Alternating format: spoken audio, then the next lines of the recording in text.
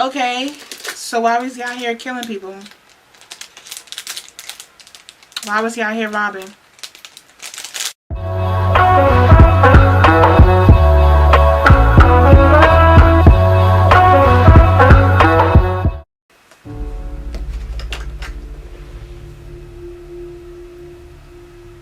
Okay, you guys, so I went ahead and did my brows off camera, because if we did them on camera, then the whole true crime story would have been with just the brows.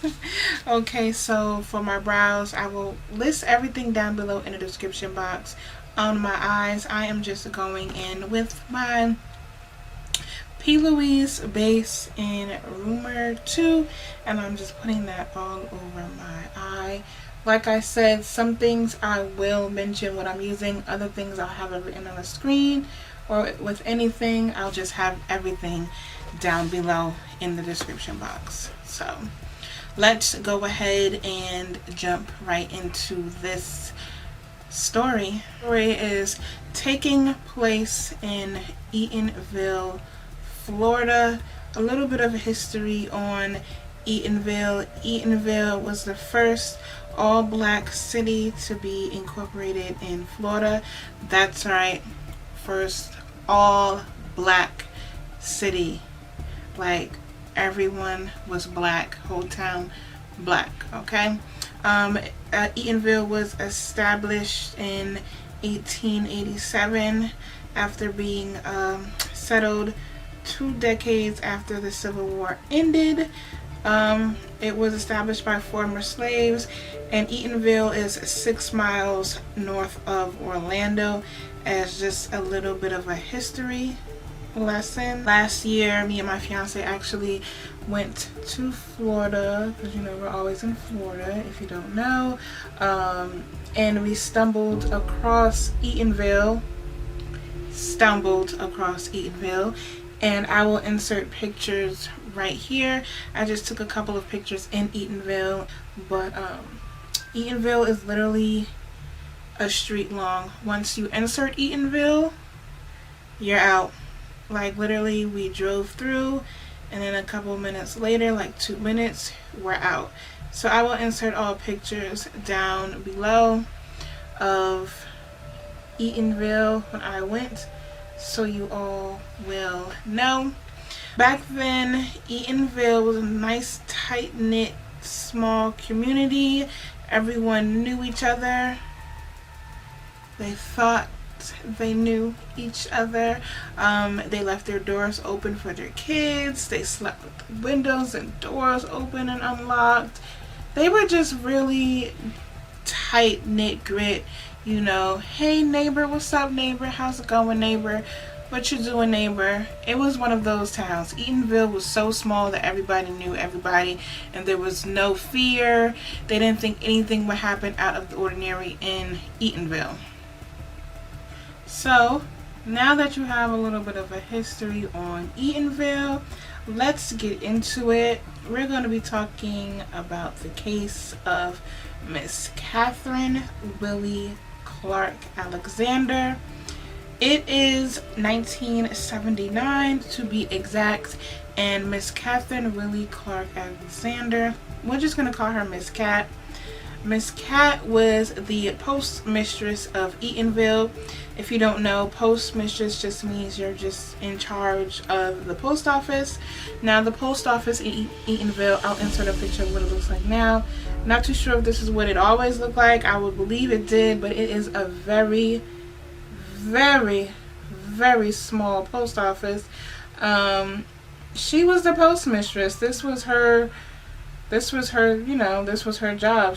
Besides being a postmistress, Miss Cat was also the town's clerk. She was also very active in the church. She sung in the choir. Everybody knew Miss Cat. Everyone loved Miss Cat. You know how in the neighborhoods we all have that person we call mama, grandma, whatever. That was Miss Cat. Miss Cat was mama. Everyone loved her. She was just really well known in the community. Okay, Miss Cat. Like, who would want to hurt Miss Cat? So it's Friday, October 26, 1979, and Miss Cat is just at work at the post office, you know, doing her duties. A little bit of information on Miss Cat. She was a mother. She had a son and 2 daughters, and she also was a grandmother. I didn't really find too much information, like any more backstory of her. She was a descendant of one of the founders of Eatonville, but that's really all I can find about her. I couldn't even find a picture of Miss Cat, so it was Friday, October 26, 1979, and it was daytime. It was around noon. Miss Cat was at the post office, and she's just working, you know, doing what she does. Walks a tall, thin, curly hair man into the post office. At this time, we don't know who this man is, but he walks into the post office very quietly. He then proceeds to rob the post office. So back then he robs the post office of about $14,000 worth of money orders, and back then the money orders cost about $400 each. And he also took about $150 in cash. So once again, this tall, thin, curly man walks into the post office. No gun, no nothing. Comes in and robs the post office. As he was leaving, this tall, thin, curly hair man that we have no identity of right now at the moment decides to take Miss Cat and force Miss Cat out of the post office with him. Now, this man has no weapon. It is broad daylight. What did he whisper in Miss Cat's ear to get her to willingly walk out of that post office? How do you, if that was me, I wouldn't be walking all willy-nilly. Like, he had to threaten her. I don't know, but there was no record of a weapon in play.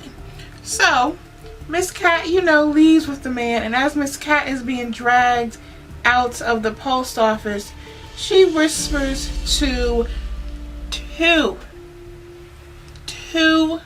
bystanders to call the police. She said, call the police, tell them we are being robbed. Again, no one thought to try and stop the man. No one thought to try and help Miss Cat. He had no weapon. He had nothing. Why couldn't we help Miss Cat?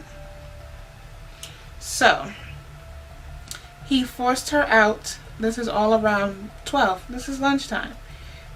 Forces her out, and then after that, no one is to see Miss Cat again.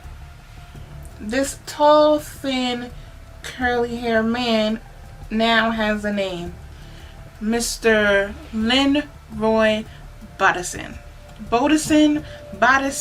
however you say his name. His picture will be right here. I'll put his picture up so you guys can see what he looked like. Mr. Linroy Bodison. Mr. Linroy Bodison. Mr. Linroy Bodison was born February 28th, 1939. I tried looking up a bunch of information on him, but I just cannot find much. I know Mr. Bodison did have children. He had a wife, but we will get into the story of his wife and right now, like coming up. We'll get the tea on his wife, but he did have a son. And yeah, so Mr. Linroy Bodison is our robber, our thief, our kidnapper, everything. So Mr. Linroy Bodison was seen leaving the post office in a red and white Ford. red and white Ford leaving the bank in the middle of the day. That's not obvious. That's not a standout car. Can we just get into this blend really quick, guys? Like, story is like 1, 2, 3. It happened, found out, solved. Like, it's a straight shot case, the story. And I tried to really find, you know, more information, but literally it's a straight shoot. So his wife, Mr. Dorothy Virginia Jones, basically she attempted to cash the money orders that Mr. Bodison brought home. It's always the wife, y'all. It's literally always the wife.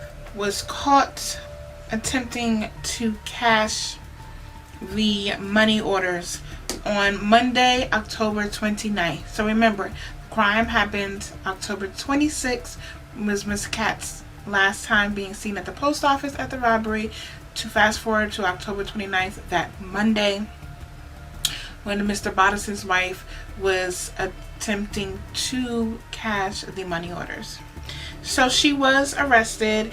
The next day, the police searched her and Leroy's home, and guess what they found? They found, sorry guys, I'm looking at my notes. They found money orders, and they found Miss Catherine's shoes the next day. So the 30, well, how many days is October?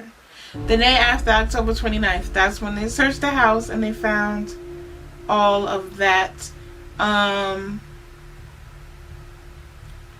Is this too gold? That's cute. That's cute. That's cute. That's cute. Okay. At first, Leroy Bodison wasn't even a suspect in the disappearance of Miss Cat, but once they found the shoes, they was like, oh, it's a dub. Miss Cat's shoes is in here, and the missing money orders.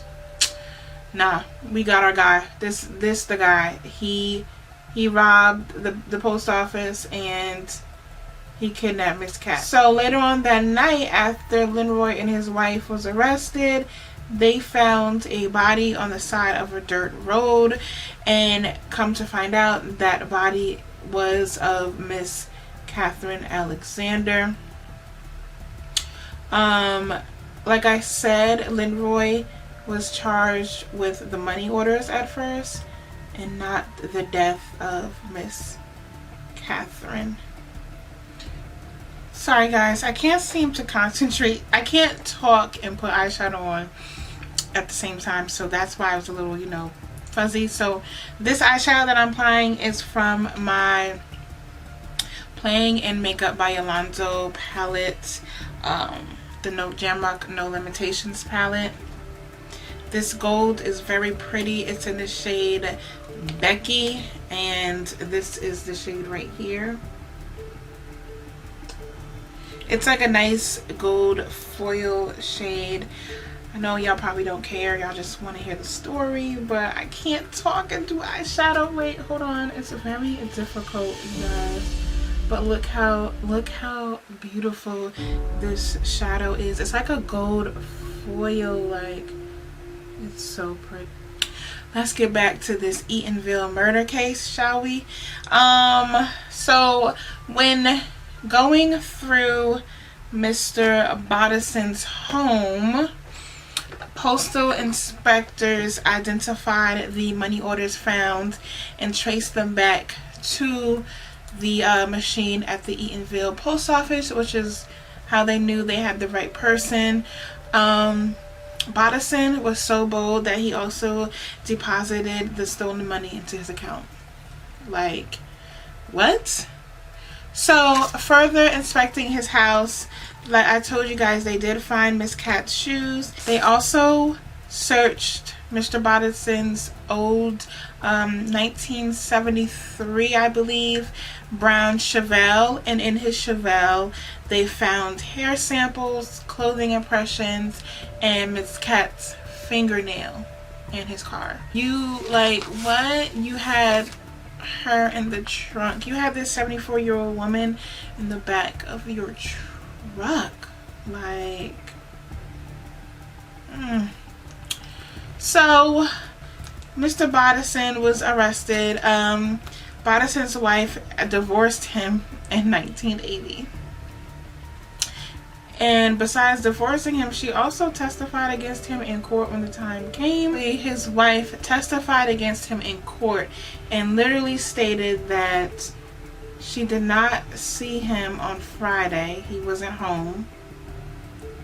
And when he did arrive home, he came home with these money orders for her to deposit and spend or whatever. And that following Monday, he was gone all day from 1:30 to about 10 p.m. So she basically was like, he did it. Yep, he had to do it. Didn't see him, didn't do nothing.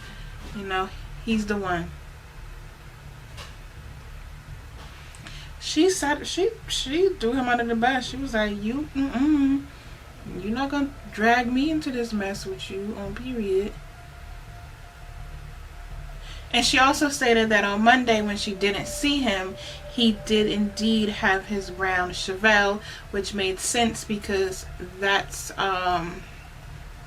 Miss Cat's DNA was found. So he was gone all day that Monday, had his brown Chevelle, which means he had Miss Cat's body and alive from that Friday to that Monday when he disposed of her body and killed her. That's like 48 hours that woman had to endure being in a trunk of the car. So Miss Cat's death. Autopsy found that Miss Cat, she was a strong 74-year-old woman, okay? Miss Cat was stabbed 14 times in the back and the abdomen. But that's not what killed her.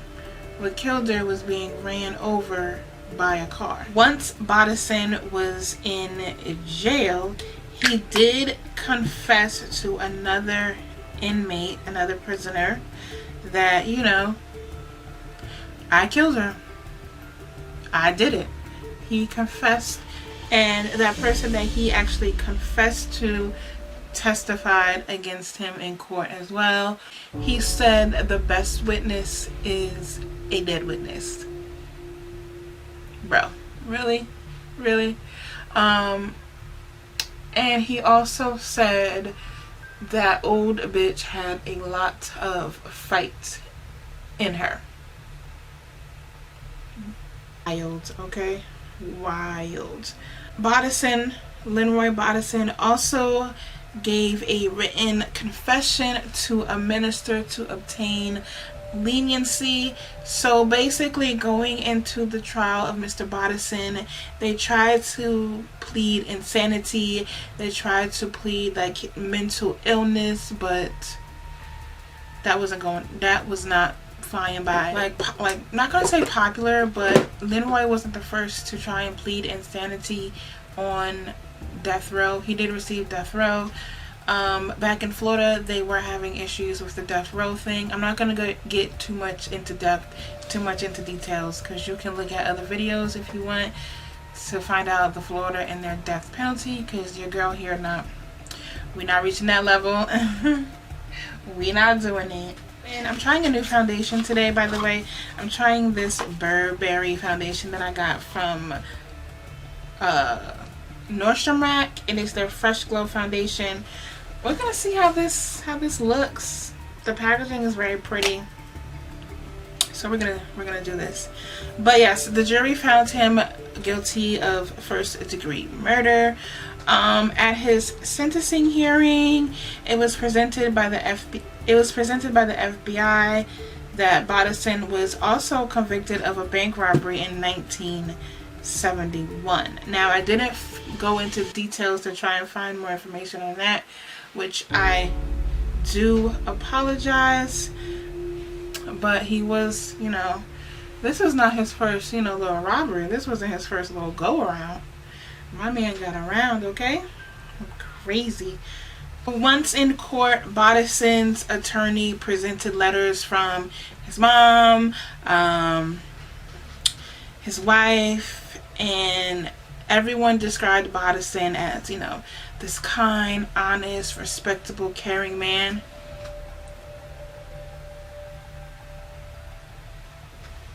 And he was unselfishly devoted to his church. Okay, so why was he out here killing people? Why was he out here robbing? I'm going in with my new Morphe brush. Tasha Washa made me do it, y'all. This is the Morphe E63 brush. I'm going to go ahead and use this for my foundation. So after the trial, the jury recommended that Bodison be sentenced to death, and the trial judge imposed the death sentence on May 1st, 1981. So like I said, it was a lot of controversy back then going on about like the death penalty and everything like that. And that included Bodison's, you know, trial. Executed after spending 21 years on death row, which served as enough time, honestly. Yeah, so he served 21 years on death row. He did die of lethal injections. Like I said, his counsel tried so hard to get the insanity plea for him. They did not want him to be executed or anything of that sort, but honey, no. He executed. No. They are asked, do you know why you're being executed? Do you know what's going on? Are you aware? Stuff like that. And Bodison knew everything that was going on. He was aware of everything. Like, he was competent. He wasn't mentally ill or anything, so he was executed. He wasn't retarded or anything. His last words before he was executed was, "No, sir, no." Bodison ate a regular meal the morning of his execution because he was given the, you know, like when they ask you what your last meal would like to be, he was already given that because he was supposed to be executed 2 other times, but they had to keep pushing his execution date back because, like I said, there was issues going on with people on death row and being executed. His official last meal was barbecue ribs, french fries, onion rings, coleslaw, apple pie, and milk. So Lenroy Bodison was convicted in 1981 and he was executed December 9th, 2002. At his execution, Catherine's son was there, sitting front row because he felt obligated to be there. He had to be there to witness the man who murdered his mother to be executed. Really, basically, the death, the story. Now to go into the nitty-gritty of everything that transpired after Lenroy's death. Like I said, they tried to say he was mentally ill. So hours before he was executed, there was multiple failed attempts to block the execution. So his execution was already postponed 2 other times, and they just kept trying to postpone his execution. Bodison claimed to hear voices in his head from God, and he believed that he possessed supernatural powers to foresee future events like terrorist attack.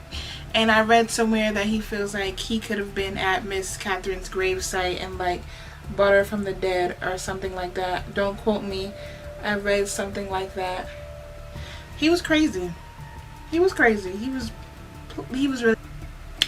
Once he was executed, Bodison's defense attorney literally said, "It's a somber moment for us. I'm hoping he was at peace at the end." What does he need to be at peace for if he killed somebody? Tell me.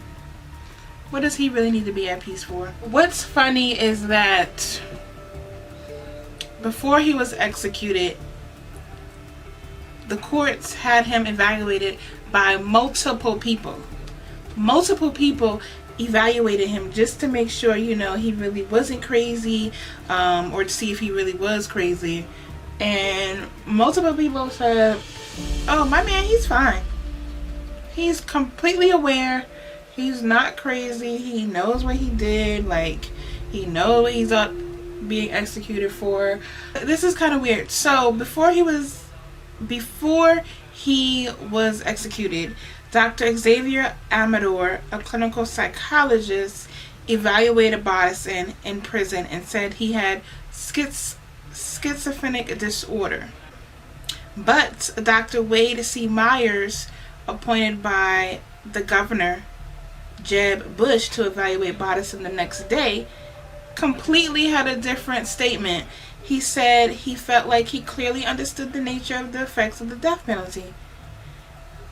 So it's like a really wishy-washy situation where some people really thought he was insane, and then others was like, no, he's completely aware.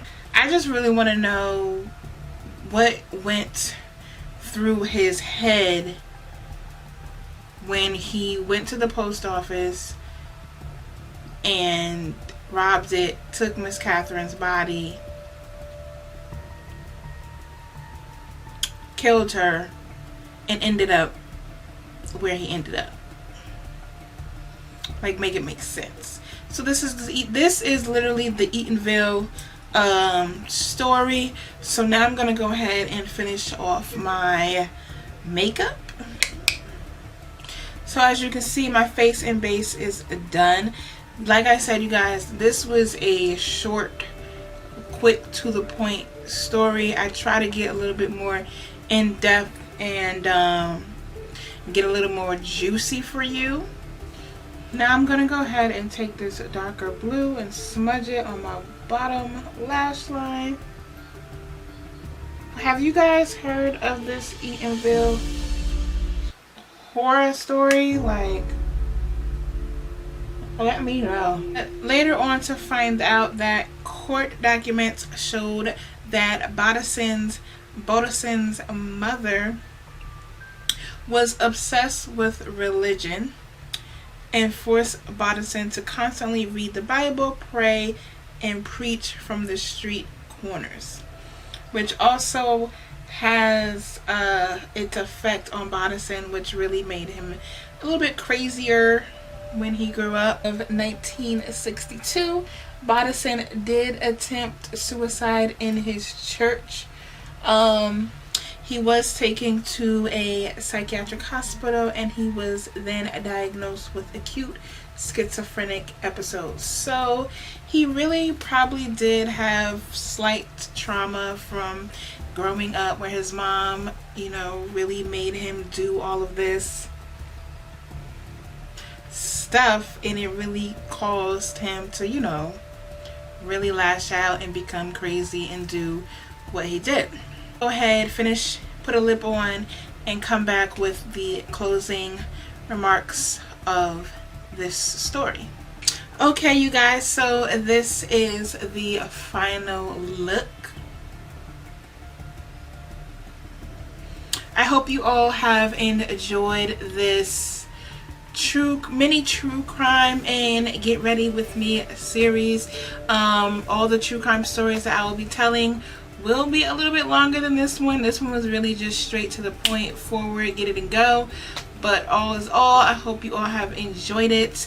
I hope you all have enjoyed this look as well. Let me know what you think down below. Like, comment, and subscribe. Follow all my social media sites. I'll have them linked down below in the description box.